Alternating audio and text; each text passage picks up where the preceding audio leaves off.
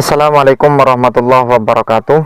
Banyak kejanggalan dari para ustadz-ustadz Wahabi Salafi yang tidak satu pendapat atau tidak sama pendapatnya, khususnya dalam masalah bid'ah hasanah. Ada dua ustadz Wahabi, satunya mengatakan bid'ah hasanah itu ada, tapi yang namanya bid'ah hasanah itu bukan ranahnya kepada ibadah atau ritual, hanya sekedar sarana. Ada satu menyatakan bid'ah hasanah itu tidak ada, yang ada itu nama orang hasanah. Kita buktikan ya, ini sebagai fakta dan bukti bahwa Ustadz Salafi Wahabi itu tidak sama di dalam berpendapat. Adalah masalah sarana. Contohnya apa? Mikrofon, ini juga bid'ah, tapi dia sarana. Contohnya mereka mengatakan bid'ah hasanah adalah pengumpulan Al-Quran. Di zaman Nabi tidak ada pengumpulan Al-Quran, tetapi Al-Quran ditulis dalam lembaran-lembaran yang terpisah-pisah. Di zaman Abu Bakar ada ide untuk mengumpulkan Al-Quran lembaran-lembaran tersebut, dan ini disebut dengan bid'ah hasanah karena di zaman Nabi tidak ada. Tetapi pada hakikatnya dia bukan ritual ibadah, tetapi dia sarana untuk mempelajari Al-Quran. Maka butuh lembaran-lembaran tersebut dikumpulkan. Karena yang disebut dengan bid'ah hasanah oleh sebagian ulama adalah masalah sarana-sarana, bukan ritual. Kalau ritual seperti tadi sholat rogo, iya, hasanah. Dalam Islam nggak ada bid'ah hasanah. Nama orang ada hasanah.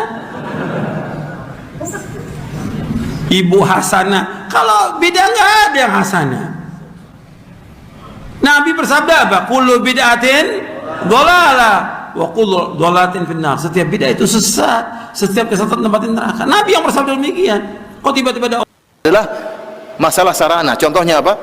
Mikrofon, ini juga bid'ah, tapi dia sarana. Contohnya mereka mengatakan bid'ah hasanah adalah pengumpulan Al-Quran. Di zaman Nabi tidak ada pengumpulan Al-Quran, tetapi Al-Quran ditulis dalam lembaran-lembaran yang terpisah-pisah. Di zaman Abu Bakar ada ide untuk mengumpulkan Al-Quran lembaran-lembaran tersebut, dan ini disebut dengan bid'ah hasanah karena di zaman Nabi tidak ada. Tetapi pada hakikatnya dia bukan ritual ibadah, tetapi dia sarana untuk mempelajari Al-Quran. Jadi kita tahu ya, sangat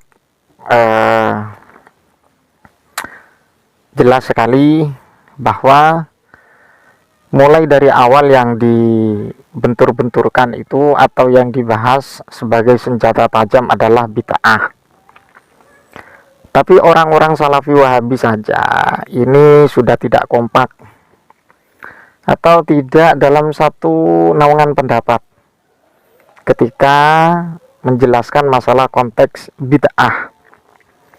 Ada ustadz dari Ustadz Firanda itu menjelaskan bid'ah hasanah itu yang menurut pendapat dari Al-Imam Asy-Syafi'i, bid'ah hasanah itu ada katanya, tapi dalam rangka atau dalam ranah sarana untuk ritual, bukan untuk ritual.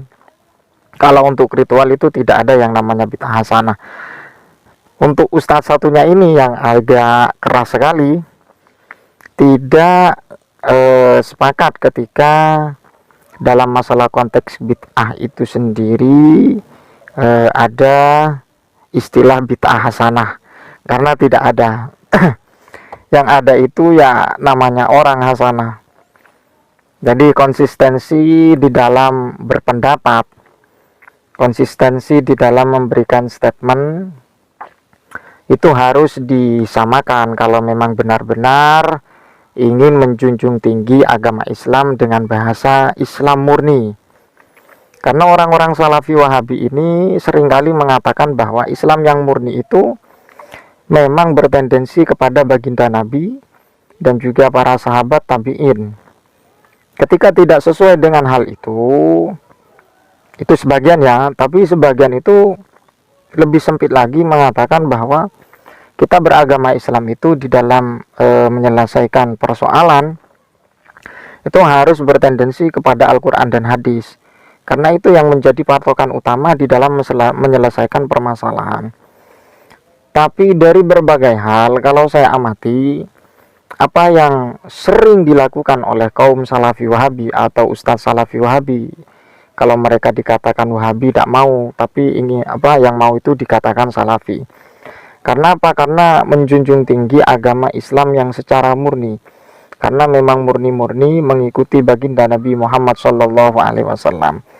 Tapi cara yang mereka lakukan di saat memahami apa yang disampaikan oleh baginda Nabi, baik berbentuk qauli, berbentuk fi'li atau takriri, ini tidak sesuai. Karena apa? Karena manhaj kita itu memang benar, harus kita bertendensi kepada Al-Quran dan juga hadis. Namun mekanisme yang benar untuk memahami hadis, memahami Al-Quran, itu ada caranya.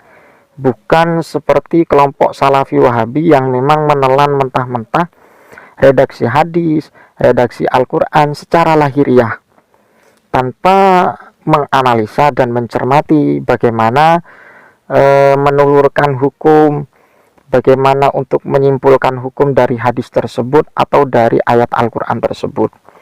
Jadi seperti itu. Ya, tiada lain dan tiada bukan. Yang jelas, kelompok Salafi Wahabi ini memang selalu terburu-buru di dalam menyimpulkan sesuatu, terlalu terburu-buru. Karena apa? Karena Salafi Wahabi ini saya kira tidak banyak berpikir ya. Karena tidak menilai beberapa dari sudut pandang yang harus dinilai. Contohnya saja masalah maulid, kemudian masalah acara haul, dan kemudian masalah acara tahlilan. Ini kalau masih diorek-orek oleh kelompok Salafi Wahabi, kiranya saya katakan ini sesuatu yang basi ya Pak. Jadi hari-hari ini ada Ustadz Salafi menggoreng atau mengorek-orek masalah tahlilan dan kemudian masalah maulid. Mereka itu ya ketinggalan zaman lah, atau ketinggalan kereta. Karena zaman dari awal, dari dulu itu sudah dibahas. Tapi ya mau gimana lagi, kelompok Salafi Wahabi ini gimana kita katakan konsisten kok tidak konsisten, tapi tidak dikatakan konsisten kok dia bersuara ini loh Islam yang murni, ini Islam yang dibawa Nabi, ini Islam yang memang sesuai dengan perintah Allah Subhanahu wa taala. Jadi kalau yang lain dari Salafi Wahabi itu bukan ajaran murni. Ya katakanlah kalau di luar Salafi itu ya es campur lah, karena banyak campuran, karena campur ini, karena yang benar itu, yang pas itu adalah kelompok Salafi Wahabi. Ya sahabat yang dimuliakan Allah Subhanahu wa taala, mudah-mudahan sekelumit bisa menjadi wawasan bagi kita dari beberapa hal yang saya sampaikan dari kedua ustadz ini, baik dari konsistensi cara berpendapat dan kemudian menyesuaikan masalah konteks bid'ah. Yang satunya bid'ah tidak ada yang namanya bid'ah hasanah, satunya ada bid'ah hasanah tapi ranahnya bukan kepada ritual atau ibadah, tapi ranahnya kepada sarana ibadah seperti mikrofon, HP. Ini bid'ah hasanah katanya. Allahumma hadina wa iyyakum, mudah-mudahan bermanfaat. Assalamualaikum warahmatullahi wabarakatuh.